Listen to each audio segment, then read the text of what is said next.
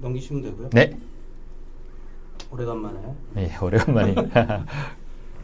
박수 치겠습니다. 예. 하나, 둘.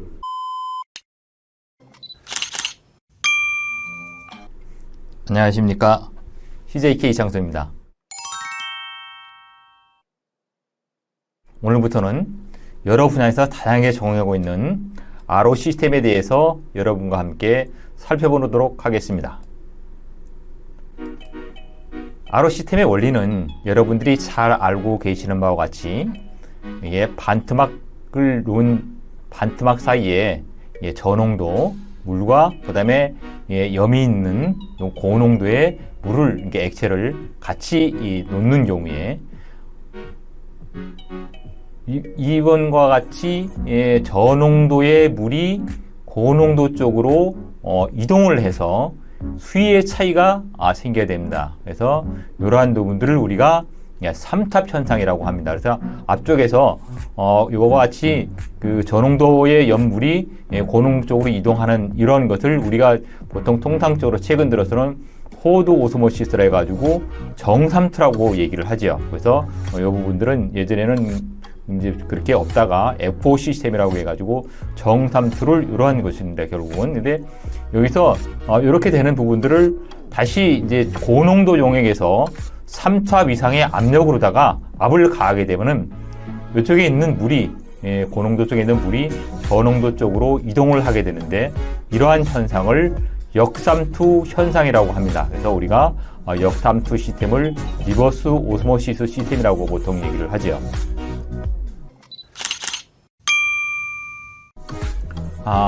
RO 모듈의 종류에는 보통 이제 세 가지로 크게 나눌 수가 있습니다.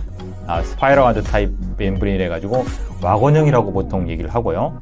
펄러 파이버 타입 해가지고 중공사형, 그 다음에 프레이트 앤드 프레임 타입 해가지고 이같이 프레이트 앤드 프레임 타입 같은 이러한 타입을 이제 평막형, 평막으로 되어 있는 거고, 그리고 중공사 이거 요거는 이제 보통 우리가 스파이럴 와드 타입의 와건형 잘 알고 많이 사용하는 이런 형태의 이제 종류로 나눌 수가 있습니다. 요거는 우리 국내에서 만드는 CSM의 모듈이었어요. 이거 18인치, 16인치 모듈이고, 8인치 모듈. 이러한 여러 가지 모듈들이 이제 생산되고 있죠. 2.5인치도 있고, 여러 가지, 그 다음에 이제 이런 뭐 작은 것들은 가정용으로 생산되는 모듈이 되겠습니다. 이 모듈은 일본의 도요부에서 만드는 중공사막 RO 모듈이 되겠습니다. 그래서 이러한 형태로다가 이제 돼 있는 이제 중공사의 형태로다가 돼 있고, 원리적으로 봤을 경우에는 이렇게 이러한 형태의 이제 중공사를 통해서 이 그 염 배제를 할 수 있는 역삼투 현상을 가지고 만드는 기본적인 현상은 원리는 똑같은데 중공사 막을 사용한다고 보시면 되겠습니다. 예전에는 듀퐁에서도 생산했는데 지금은 생산하지 않고 중공사막의 펄러 파이버 그 리버스 오스모 시스템을 만드는 데는 제가 알기로는 도요보 시스템이 이제 유일한 그런 걸로 알 수 있습니다. 그래서 여기에 보시게 되면 이제 스킨 레이어가 5마이크론 정도 되고 서프트 레이어는 한 45마이크론 이런 중공사막이 됩니다. 그래서 아웃다이가 140마이크론, 인다이가 한 55마이크론. 이제 그 도요보의 그 중공사막 형태는 이제 셀룰로스 트리아세이트라고 하는 그러한 재질로다가 만들어져 있습니다. 요거는 이제 그 프레이트 앤드 프레임의 평막 시스템이라고 해가지고 보통 우리가 주로 말하는 디스크티브 RO라고 하는 이제 DTRO라고 보통 얘기를 하게 되는데, 고압 RO에 이제 많이 사용하고, 우리나라 같은 경우에서는 그 쓰레기 배리장의 침출수 처리 부분들에 여기에 독일 제품들이 일부 적용이 되어 있습니다. 그래서 이러한 타입 같은 그 튜브 안에 디스크 형태들이 여러 개 있어요. 그래서 이런 막들이 평막이 이렇게 디스크와 디스크 사이의 형태들은 이러한 되는 것을 이제 보통 프레이트 앤드 프레임 타입이면서 그 평막 형태로 보시면 되겠습니다. RO 시스템에서 아주 티피컬하게 실이 아주 크게 한번 보시게 되면은 예전에 저희가 앞에서 했던 UF 시스템이 있고, 우리 스파이럴 와운드가 있고, 여기 나오는 농축수를 DTRO, 디스크티브 RO를 써가지고 하는, 해서, 여기 DTRO에서 나오는 농축수는 다시 이제 증발 농축기로 해가지고 무방류 시스템 부분들에서 이렇게 적용하는 부분들이 많이 있습니다.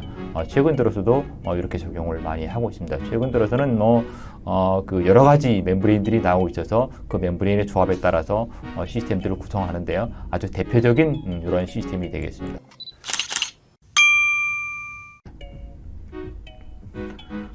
RO 시스템의 RO 멤브레인의 종류에는 이제 크게 두 가지로 나눌 수 있습니다.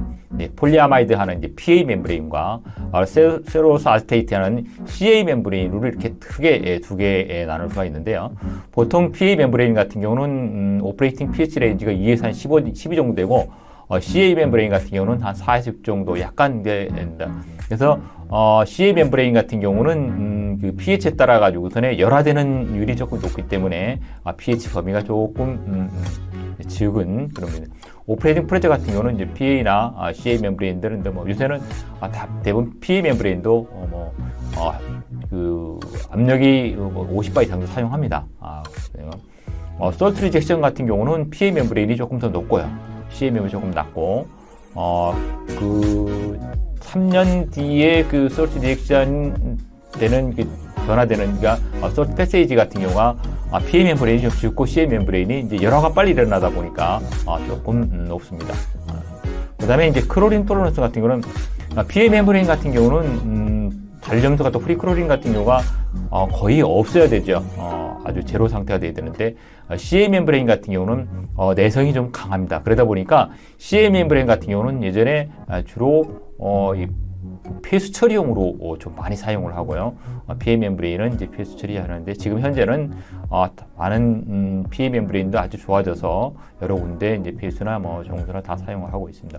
멤브레인 파울링도 PA 멤브레인 같은 경우는 표면이 거칠기가 좀 이게 돌기가 않아서 좀 거친 편이고 CA 멤브레인은 아주 밋밋한 아주 그 표면이 매끈한 것이라서 CA 멤브레인이 멤브레인 파울링이 좀 짙고 PA 멤브레인 파울링이 조금 높습니다. 그래서 CA 멤브레인 쪽 부분들이 주로 이제 폐수 처리나 뭐 이렇게 파울링이 많이 생기는 쪽 부분들에 적용을 많이 해왔습니다.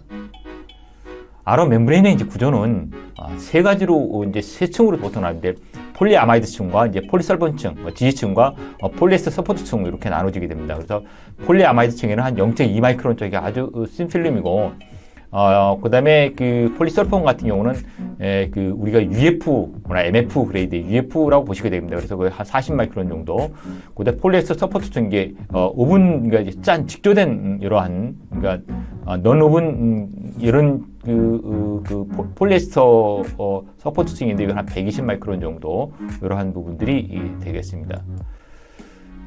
보통 이제 그 제가 여기서는 폴리아마이드를 이제 주로 말하는 것이 PA 멤브레인을 주로 쓰기 때문에 이제 그쪽에 있는 업체의 자료들을 가지고 말씀드리고 있습니다. 그래 폴리아마이드 층 같은 경우가 아주 친 필름이고 그다음에 폴리서폰 레이어, 폴리에스터 베이스의 이제 서포트층, 지지층이 가지고 보통 3레이어가 구성되어 있는데요.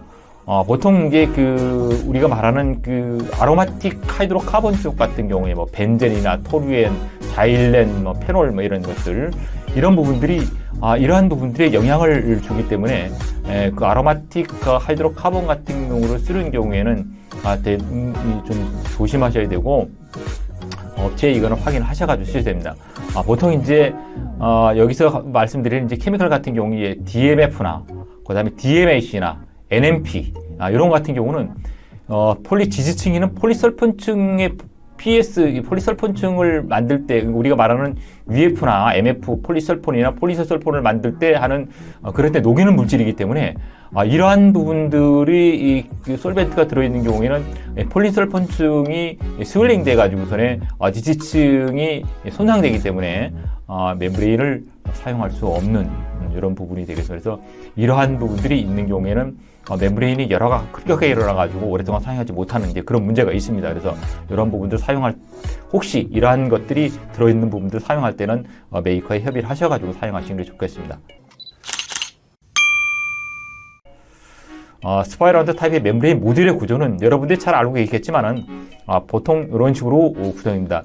안쪽에 이제 퍼미트 튜브를 두고 멤브레인들이 이렇게 감겨져 있는 이런 상태가 되겠죠. 그래서 여기 지금 보게 되면 요 멤브레인과 멤브레인 사이에 그 퍼메이트 캐리어라고 하는 이제 퍼메이트가 흘러갈 수 있는 아주 고운 망사층이 있고, 그 사이에 예, 좀 큰, 이런, 망사가 있습니다. 그래서 이 부분들은 보통 이제 물이 흘러가는 쪽이라서 우리가 농축 스페이스 쪽 물이라고 하고, 요거는 이제 퍼메이트 스페이스라고 얘기를 하는데, 이러한 형태로다가, 보통 구조를 가지고 있습니다.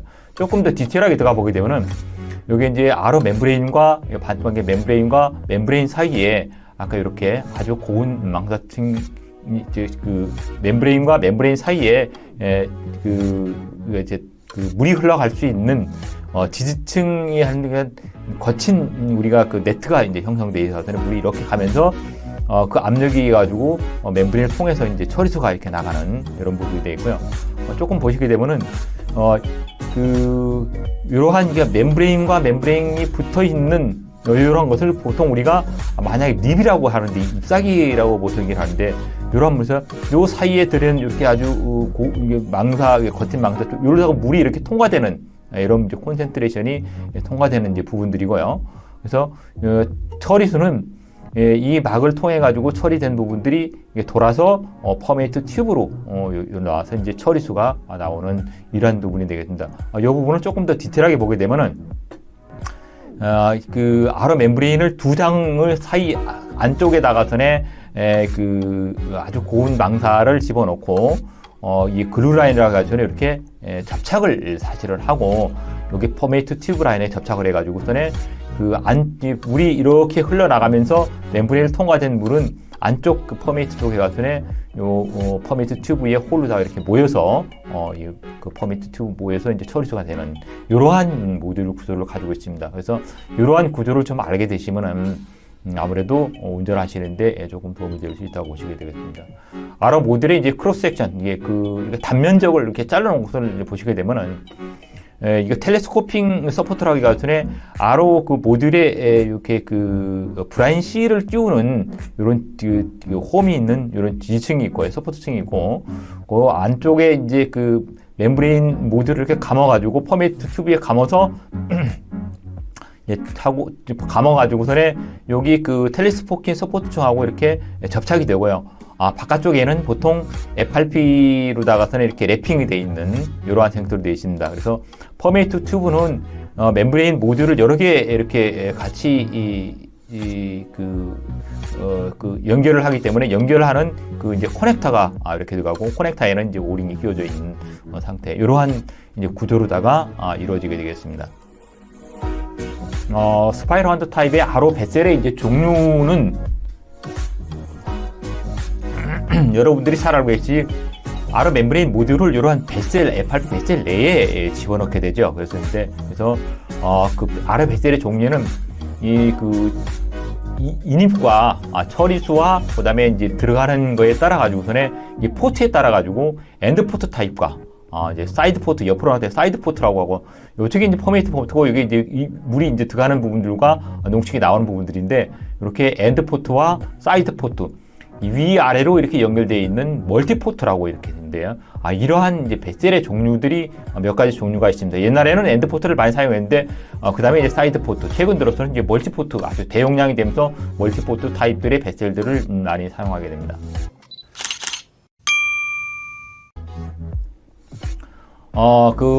프레제 베셀 내에 이제 멤브레인이 들어가게 되는데, 그때 멤브레인하고 프레제 베셀을 잠깐 한번 그 내용을 보시게 되면은, 이 안쪽 부분들에 이게 프레저 베셀 내에 멤브레인들이 이렇게 들어가고요. 그래서 빨간 것들이 이제 브라인 실이 되겠습니다. 브라인 실이 되고, 여기에 지금 파란 부분이 이제 인터커넥터가 되고, 여기에 이제 그 피드 포트 쪽 부분들에 있는 이제 커넥터들이죠. 그래서 이제 퍼메이트 포트 부분들이고, 그 다음에 이제 엔드 커넥터 부분들, 이게 되는데, 보게 되면 요 피드 쪽 부분들에는 이제 그 아로 멤브레인의 이렇게 그 헤더 쪽 부분들이 이렇게 되어 있고요.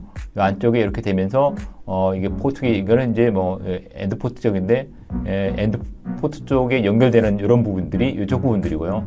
그래서 이 안쪽 부분들에는 그 멤브레인 엘리멘트 후단 쪽에는 이게 트로트 링이라고 하는 부분들이 이렇게 들어가게 됩니다.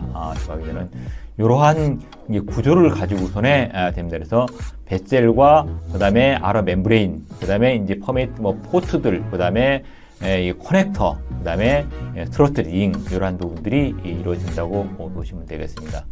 트로트 링 같은 경우는 이러한 형태도 있고 이러한 형태들이 있습니다. 그래서 이제 어댑터 같은 경우 이런 이제 피드 쪽하고 그다음 나가는 이제 이런 어댑터들이 이렇게 구성이 되어 있어요. 그래서 이런 부분들이 잘 구성이 돼야 되는데 피드 엔드 쪽에 어댑터 같은 경우가 이렇게 뱃셀하고 그다음에 헤더 쪽 부분들하고서는 사실은 이렇게 끼워지게 되면은 모듈과 끼워지는 이 중간 사이에 잘 아마트에 간극이 조금씩 생기게 됩니다.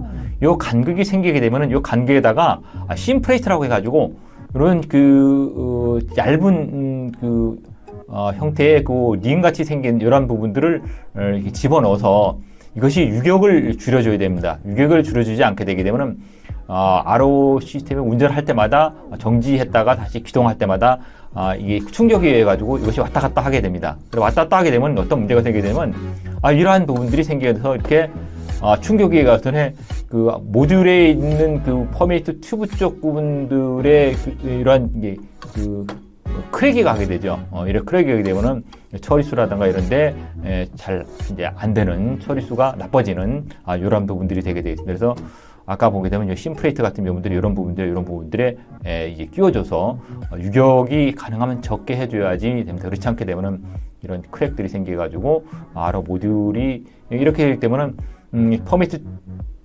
압이 이쪽에 놓기 때문에 물이 이렇게 들어가서 퍼메이트 쪽의 수질이 안 좋은 이러한 결과를 초래하게 됩니다. 그래서 이제 브라인실이 되게 중요하죠. 그래서 브라인실은 이러한 브라인실 부분들은 RO 멤브레인에서 하는데 RO 멤브레인을 뱃셀에다 끼울 때 이 브라인실 방향에 따라 가지고선에 이게 이루어지게 됩니다. 그래서 브라인실은 텔레스코핑 디바이스 쪽에 이런 쪽에 끼워지고 있어요. 그래서 피드가 이렇게 들어가게 되면은 이 브라인실이 압에 의해 가지고 이렇게 옆으로 벌어져 가서 뱃셀 쪽에 이렇게 실링이 돼서 농축수가 이렇게 흘러가게 되는 이런 부분이 됩니다. 그래서 브라인실이 굉장히 중요한 부분들에서 그리고 이제 RO 뱃셀은 모듈 뱃셀에다가 모듈을 끼울 때는 브라인실이 이런 방향이 있기 때문에 밀어서 들어갈 때는 이런 브라인실 요 방향으로 하지 않게 되면은 브라인실이 여기에 걸려가지고 더 들어가지 않는 그런 문제가 생기게 됩니다. 오늘은 여러분과 함께 RO 모듈에 대해서 관련 업체 자료를 통해서 살펴보았습니다. 다음 시간에도 이어서 RO 시스템에 대해 여러분과 함께 살펴보도록 하겠습니다. 궁금증이나 문의사항 있으면 언제라도 연락 주시길 바랍니다. 경청해 주셔서 감사합니다. 오늘도 행복한 하루 되시길 바랍니다. 감사합니다.